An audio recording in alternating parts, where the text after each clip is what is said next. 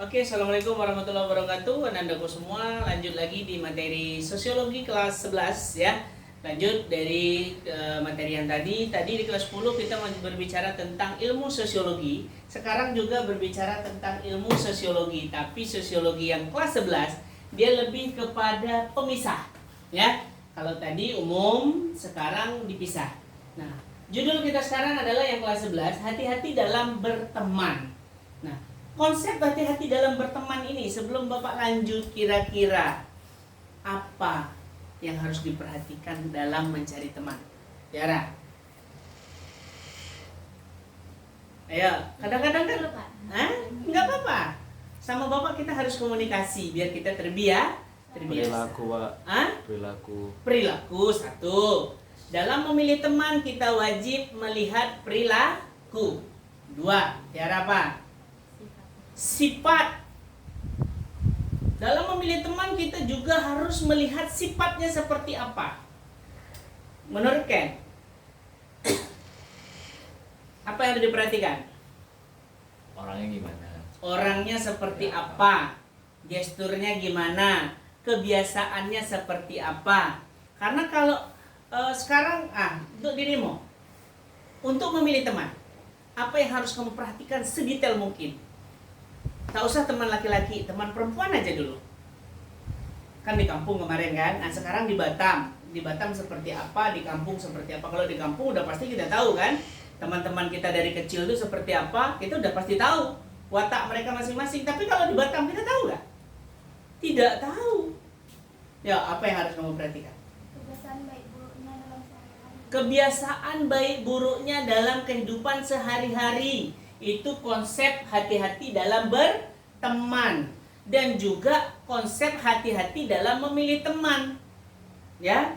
Karena sekarang ini teman, banyak teman yang pagar makan tanaman, dibilang teman, tapi kita juga ditikamnya dari belakang. Di depan kita dia baik, di belakang kita dia ibaratkan kita nih ibaratkan lawan berat dia.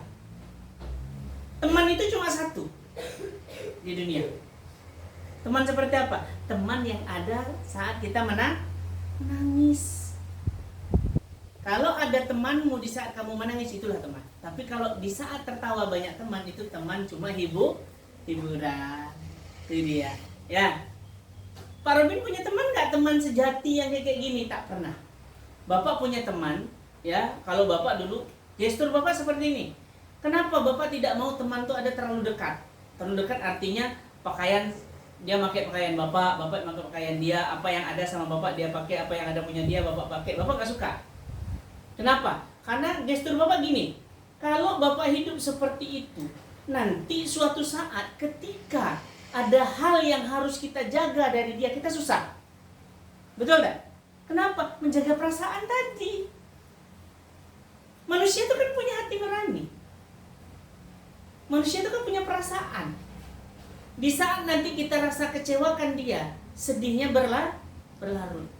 Endingnya apa? Kita merasa bersalah.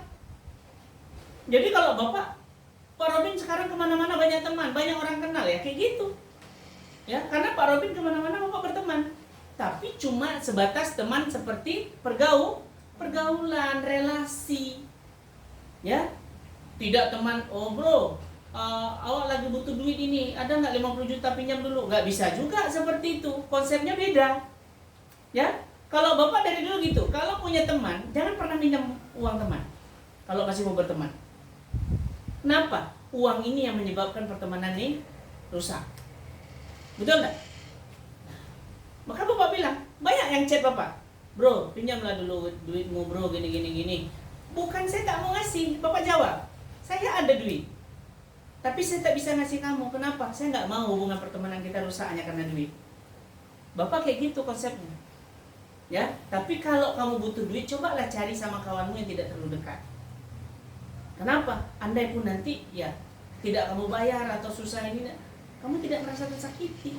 Dia pun tidak merasa ini. Kalau Bapak sakit nanti. Bapak konsepnya seperti itu. Jadi kalau kita memilih teman, kadang-kadang ada pergaulan teman ini, di depan kita dia baik, di belakang kita nanti dia jelek. Kadang-kadang ada juga faktor kebiasaan diri yang buruk. Betul lah? Nah, habis itu ada juga golongan teman yang kehidupannya toksik. Ini yang menyebabkan orang lari dari kehidupan mereka. Betul nggak?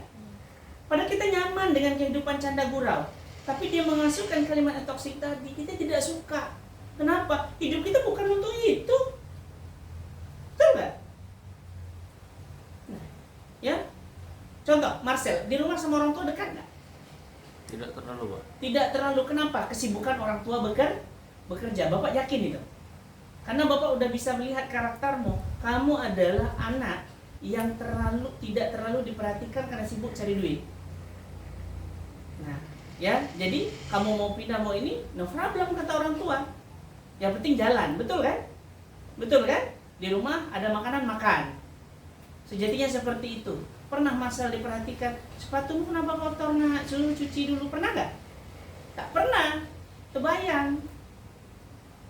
Bapak dari awal Marcel cerita dan ngomong awal aja udah Bapak udah paham bahwa ini Marcel seperti ini.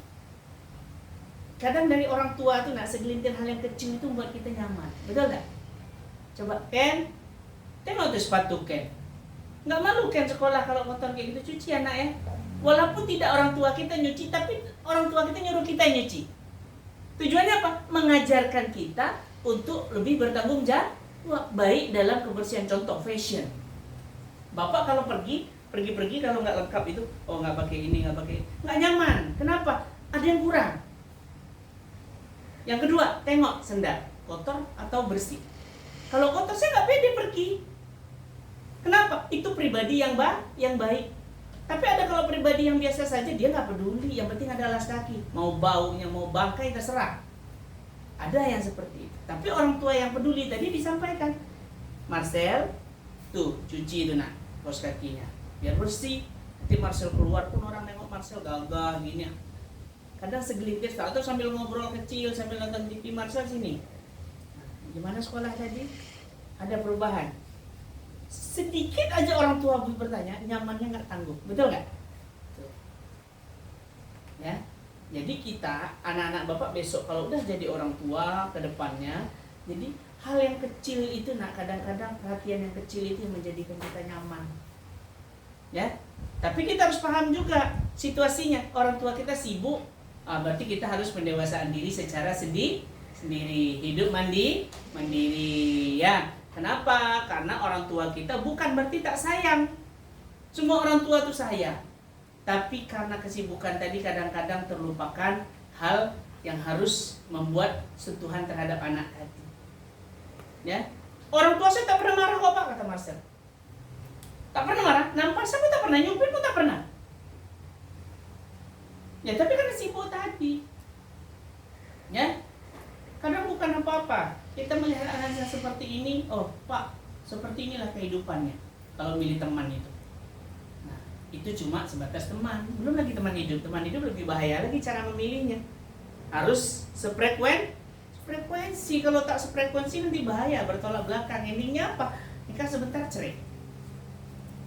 Tapi anak Bapak tak usah berpikir seperti itu. Karena dalam rumah tangga cobaannya pasti nanti akan berat. Apalagi di usia pernikahan 5 tahun. Nah, Bapak udah ngerasain juga pernikahan Bapak 5 tahun kemarin seperti apa guncangannya. Nah, di sana kita belajar mendewasakan diri. Karena pasti Tuhan akan menitipkan seseorang yang akan merusak di keluarga itu. Pasti. Ya. Berteman juga seperti itu. Kadang kita lagi nyaman berteman. Bapak lagi nyaman berteman nih sama kalian berempat. Ya kan? Tahu-tahu ada orang kelima datang. Kita diadu domba. Wih, si Robin tuh gini loh, Marcel gini. Udah kata Marcel, udah nggak mau lagi lah kawan sama Pak Robin. Nah itulah bahasanya kan. Kenapa? Karena ada orang yang datang kan. Makanya Bapak bilang di sini kan ada nih. Ada yang disebut dengan kelompok partikularisme dan eksklusivisme. Ya. Nah, kalau yang partikularisme masih memberikan ruang terhadap bagi masyarakat, kalau eksklusivisme tidak. Nah, ini lebih sempit ya. Kalau ini lebih apa? Ini lebih terbuka, ini lebih sempit. Nah, ini ada yang dikelompokkan, Bapak buat kelompok in group, kelompok dalam, merasa orang dalam kelompok tersebut. Nah, contoh, ketika kita masuknya di akhir, masuk dalam geng seseorang, pasti kita merasa tersisihkan. Betul tak? Kenapa? Karena kelompok itu sudah lama terbentuk. Kata Ken, kami ini orang lama, kamu harus menghargai kami di kelompok ini, kan gitu. Nah, itulah hubungan pertemanan itu. Habis itu juga out group, kelompok luar, atau disebut biasa out group ini biasa disebut dengan antagonis. Kalau antagonis ini di dalam film kira-kira perannya apa? Jahat. Namanya juga antagonis. Kelompok out group, kelompok luar, atau antipati atau perasaan. Perasaan mereka itu tidak ada mikir ke perasaan orang lain. Dia jahat memang. Ya, itu yang disebut dengan antagonis. Ya. Kemudian eksklusivisme kelompok berarti memiliki kecenderungan untuk memisahkan diri dari masyarakat atau siapapun yang disebut dengan menutup diri. Menutup diri. Di antara kalian ada yang suka menutup diri? Tergantung mood. Oke. Satu, kata Tiara, tergantung mood aku akan menutup diri. Dua, kapan orang itu bisa menutup diri selain dari mood?